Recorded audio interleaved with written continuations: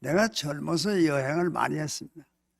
그래서 아주 어떤 나라는요, 아주 1년 사실 덥습니다. 대개 뭐 아프리카나 남미에도 적도 근처의 나라들은 그렇게 덥습니다. 그건 뭐 밤낮 더워요. 그죠? 계절이 바뀌지 않습니다. 또 이 스칸디나비아의 여러 나라를 가보면요, 굉장히 겨울이 깁니다. 겨울이 길어서 그 스칸디나비아 나라들에는 아주 인생을 비관하는 사람이 많아요. 또 그래가지고 술을 많이 마시는 사람들이 그 지역에 많습니다. 춥고 뭐 해도 별로 돋아나지 않고 술이나 마시자. 물론 좋은 사람들이 많은 나라지만은, 그런데 우리처럼 이렇게 1년 사계절이 아름답게 바뀌는 나라, 이건 드뭅니다. 그러니까 여기에 인물이 나와야 돼요. 우리나라가 뭐 모든 걸로 뭐 음악, 뭐 문학, 뭐 모든 거에 인물을 내야 됩니다. 얼마나 계절이 바뀌는 게 아름답습니까? 그런데 이 계절이라는 게요, 인생에도 계절이 있습니다. 그게 무슨 말인가 그러면요, 사람이 태어나서도 봄이 있고 여름이 있고 가을이 있고 겨울이 있어요. 그런데 그건 언제가 봄이고 여름이고 가을이고 겨울인가, 그걸 내가 얘기해 드릴 수가 있어요. 왜? 살아봤으니까. 쭉 살면서 인생이 태어나서 처음 한 20년은 인생의 봄이라고 할 수 있죠. 그저 매일 변해요. 갓난 아기는요, 나서 매일 변합니다.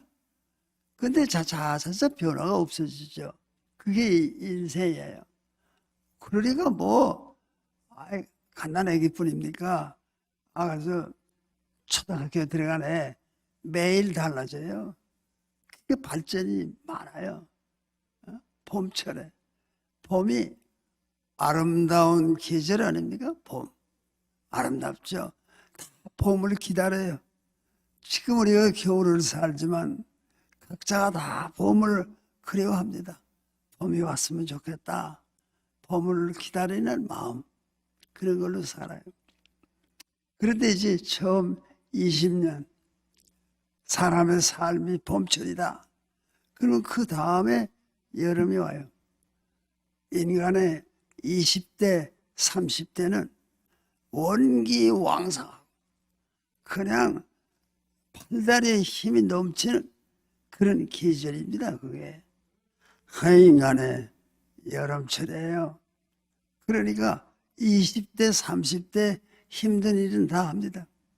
나라가 위태롭다, 군대 나가야 되겠다 그러면 다 20대, 30대가 나가서 나라를 지켜요. 괴로운 일, 힘든 일도 다 20대, 30대가 합니다. 그러면 그게 지나면요, 40대, 50대는 인생의 가을입니다. 가을. 40대, 50대가. 그 다음에 이제 60 되면 60, 70 인생의 겨울철입니다. 근데 많이 평균 수명이 늘어나서 오래 삽니다, 대개. 나도요, 뜻하지 않게 오래 살아서 지금 나이가 90이 넘었어요. 90, 94세. 이제 하나 있으면 95이 되겠어요. 그렇게 오래 사는 사람들 없었어요. 오래 삽니다. 왜 생이에요. 근데 그러면 봄철의 특색은 뭐냐? 성장하고 좋은 계절이에요. 봄철이. 꽃이 피지 않아요. 꽃이 피는 계절이 얼마나 아름답습니까? 다 기다리고 있어요. 봄이 오기를 기다리고 있어요. 그런데 봄만 좋은 게 아니에요. 여름도 좋은 계절입니다. 원기왕성. 그저 20대, 30대 그저 뭘 먹고라도 한잠 자고 일어나면 온몸이 커트네요. 그런 세월에. 근데 이게 세월의 템포는 다릅니다. 인간의 봄철, 인간의 여름철은요, 천천히 와서 천천히 갑니다. 그게 빠르지가 않아요. 그런데 이제 가을철이 들면 40이 되면요, 빨라집니다. 속도가, 인생의 속도가 빨라져요. 같은 세월이 아니에요. 어떻게 다르냐 그러면요, 그저 이 태어나서 한 20년은 천천히 하나 둘 이렇게 가죠. 옛날에 목욕탕에서 노인들이 뜨거우니까 하나 둘 하듯이 천천히 가요. 세월이. 그러다가요, 작년기도 지나고 여름철이 가고 그리고 가을이 되면요, 세월의 속도가 붙습니다. 빨라져요. 어떻게 빠르냐 그러면 그러면 그렇게 천천히 40, 41, 42 이렇게 가지 않아요. 40 그러면 41, 42 이렇게 가요. 50이 돼요.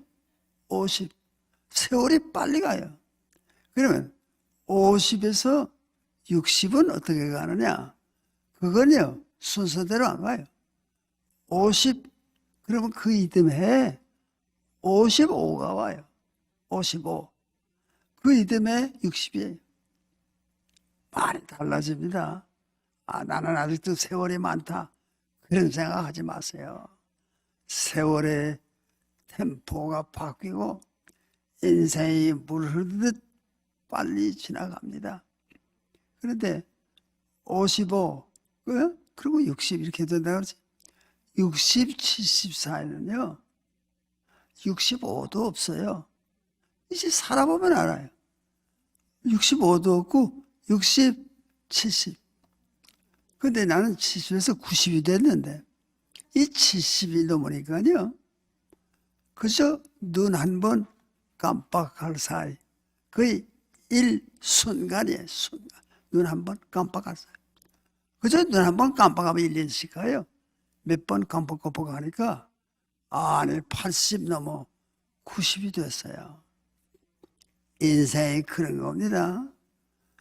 예수를 믿는다는 건 뭔가 인생을 알아야 예수를 바로 믿지, 뭐가 뭐인지 모르면 신앙을 어떻게 가집니까? 나는 이런 화야산 근처에 아름다운 기도하는 집이 있어서 여러분을 여기서 만나서, 그런데 나는 왜 예수를 믿게 되는가 그러면 우리 어머니 때문에 예수를 믿습니다. 그 무슨 말이냐 그러면 우리 어머니가 예수를 믿어서 아들이 나도 예수를 믿게 됐다. 뭐 노방 전도를 받거나 뭐 누가 인도에서 교회 가서 예수를 믿게 된다. 그런 사람이 있죠. 자연스러운 것도 많아요. 그렇지만 나는 우리 어머니가 젊어서는 꽤 괜찮게 사셨는데 세상 살이가 어렵게 됐습니다. 우리 아버지가 시골에 면장이 있었어요. 우리가 태어날 일제 때. 그 면장이 지금도 밥순이나 먹는데 일제 때 면장은 조훈자리였습니다. 그러니까 그 시골에서 뭐 먹고 사는 일이 근심할 거 없죠. 걱정할 거 없죠. 그렇게 살았는데 우리 아버지가 면장일이 재미가 없어서 내놓고 광산을 시작했어요. 광산. 이 광산은 도박입니다. 근데 되는 광산은 몇 안 돼요. 지금 조선일보에 그걸 마련한 분이 방씨인데 모방자. 방모 씨가 광산에서 돈 벌었습니다. 그래서 일제 때 돈 100만 원을 벌었대. 일제 때. 요새 뭐 100만 원이 돈도 아니지만 일제 때. 그래서 조만식 선생을 찾아가서 조 선생, 내가 이렇게 돈을 많이 벌었는데 이 100만 원이나 되는 돈을 이 가정에 쓰기에는 안 되지 않습니까? 사회를 위해서 뭐 좋은 일을 할 게 없을까요? 이렇게 물으니까 조만식 선생, 저 서울에 조선일보라는 신문이 경영난에 걸려서 호덕이는데 그걸 가서 인수하도록 하세요. 그래서 방학모 씨가 서울 와서 조선일보를 그때 돈 50만 원에 인수했습니다.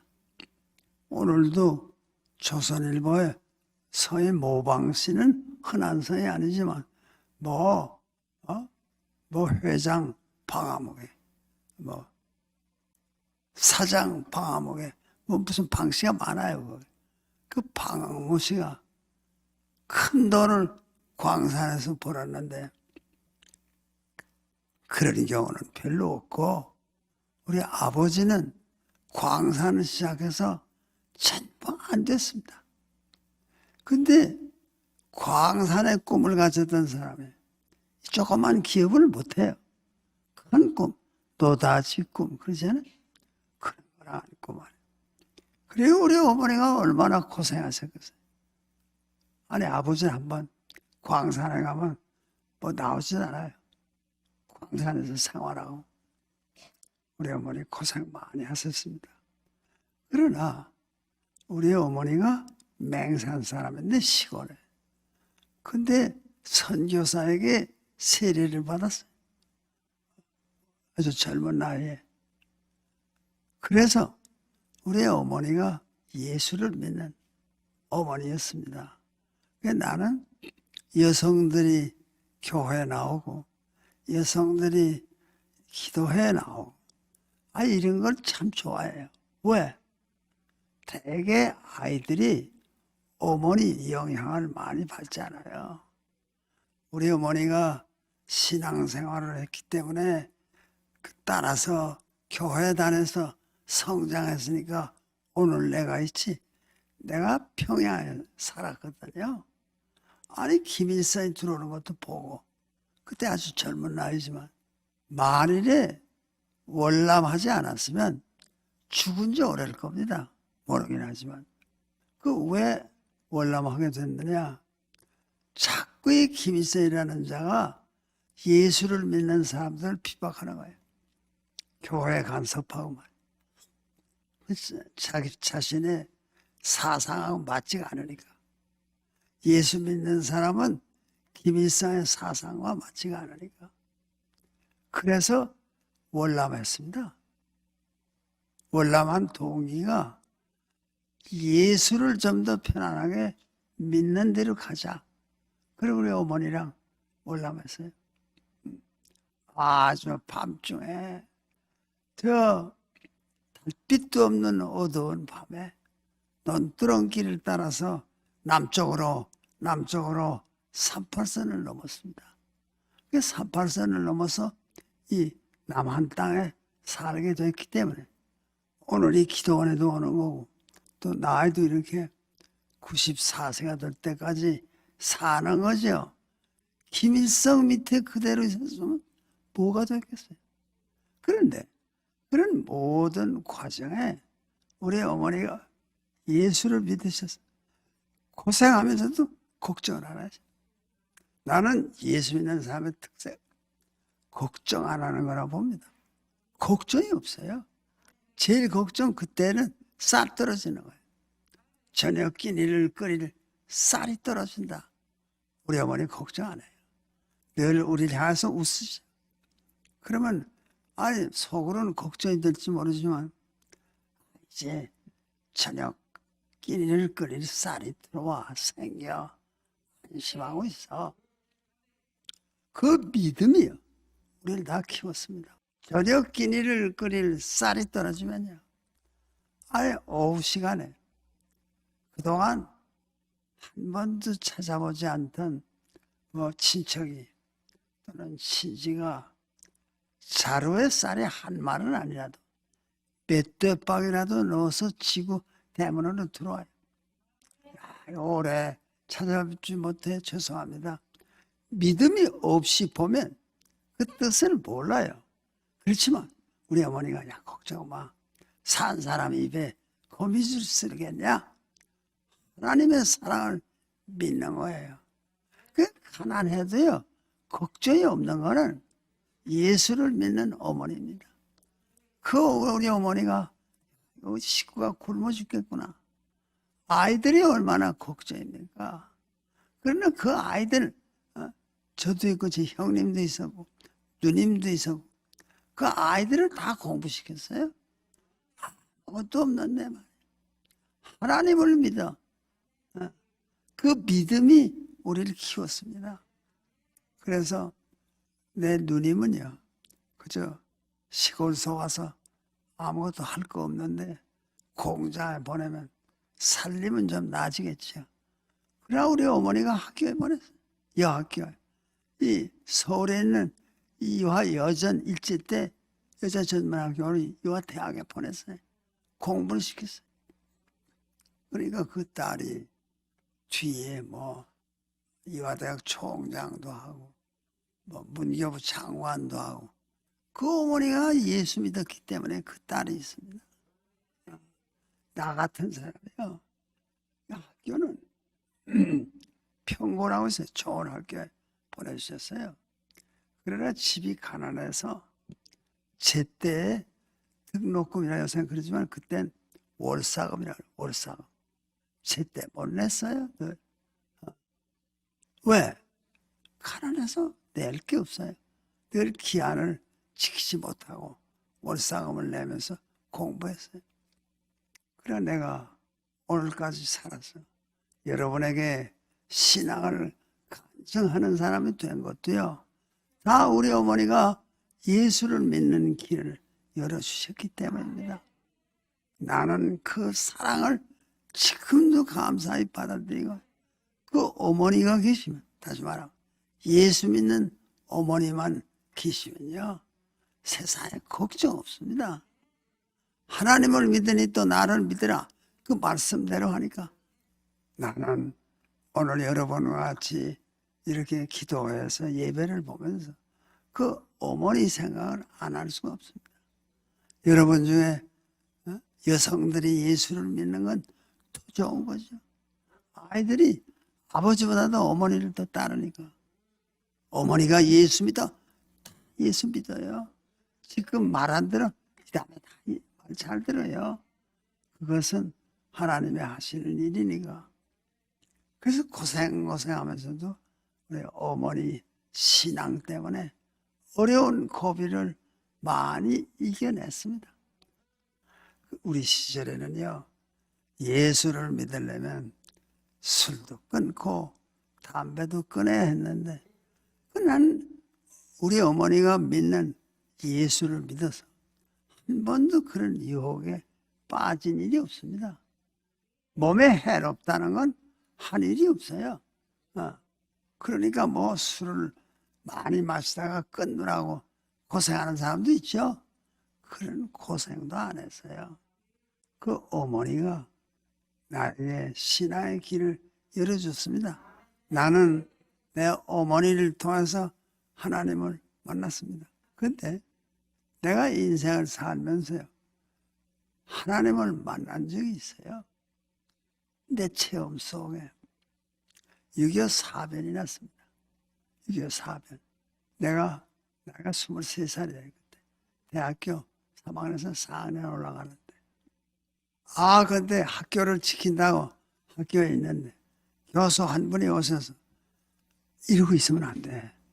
잠깐 그래도 피해서 저희 인민군이 다 왔어. 그런 어려운 때가 있었어요. 그때 박상래 교수라는 그분이 오셔서 봉투를 하나 갖다 주시면서 학생들 며칠만 나가 있다 와요. 공산당이 다 들어와서. 그때 학교를 지킨다고 그냥 앉아 있었으면요, 죽었을지 모르죠. 또 하나님의 계획을 우리가 알 수가 없지만 그런 어려움이 있었을지 모르죠. 그렇지만 그때 나와서 피난길에 올랐습니다. 6.25 때 고생을 했습니다. 그렇지만 살았습니다. 어려운 과정을 겪었어요. 그런데 이제 서울이 수복이 됐다는데 피난하고 있던 부산에서 그 소식을 들었습니다.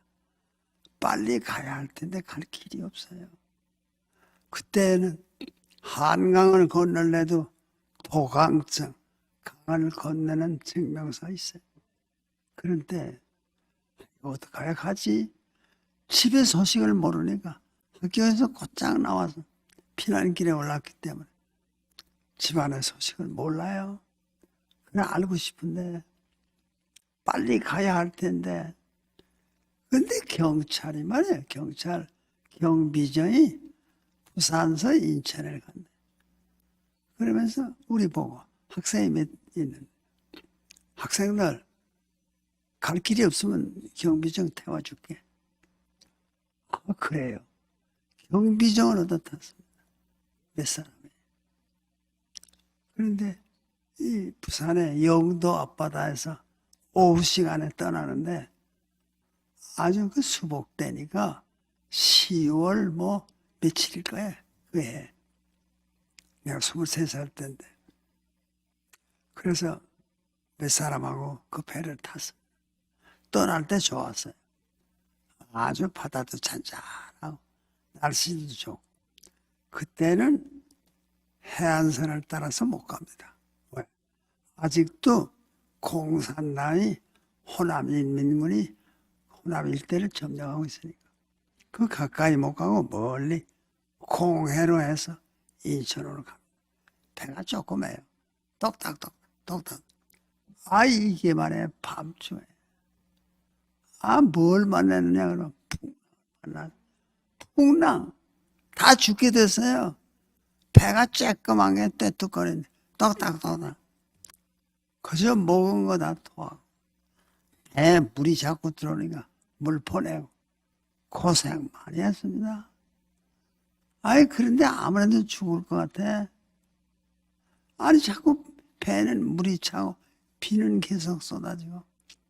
그래도 나는 내 어머니 때문에 어려서부터 교회를 다녀서 사도 바울이라는 사람을 알거든. 사도 바울이 고생 많이 했잖아요. 고생 많이 해서 물의 기품에서 일주일을 보내고 뭐 파선을 3번 내고 매도 뭐 수없이 맞고 돌로 맞은 적도 있어요. 그리고도 살아남아서 그리스도의 복음을 전하는 일에 일생을 바쳤습니다. 그래서 나도 이왕 죽을 건데 가판에 올라가서 기도나 한번 하고 가판에 기어 올라가서 조금이에요. 요만한 경비저이니까 요만한 가판에 올라가 비가 계속 쏟아지니까 뭔가를 붙잡고 기도를 합니다. 그 기도를 뭐라고 했느냐? 하나님, 제가 하나님을 위해서 할 일이 있으면 그 일을 하게 해주셔야죠. 이렇게 기도 한마디. 비가 넘어와서 오래 있을 수, 또 내려와서 물 푸고, 고단에서 잠이 들었는지 모르는데. 인생이 말이에요. 그렇게 기도를 하고 고단에서 쓰러졌는데, 눈 뜨니까요. 비가 멈췄어요. 눈 뜨니까 뭔 놀이터요?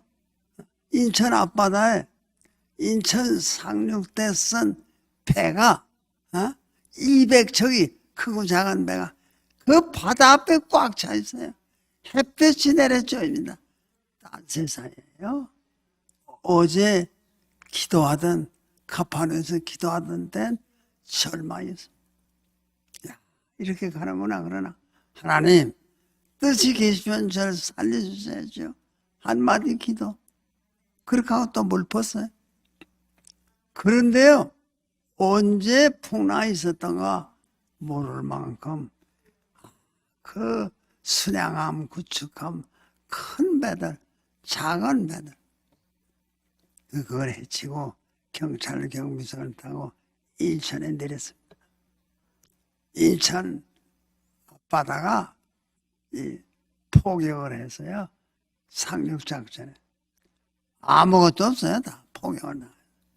그런 데를 겨우 내려서 살아 나왔습니다. 그런데 나는 늘 어려운 일을 당할 때 생각을 합니다. 내가 그때 기도한 거하고 나를 살려주신 거, 그게 별개의 일이 아니지 않느냐.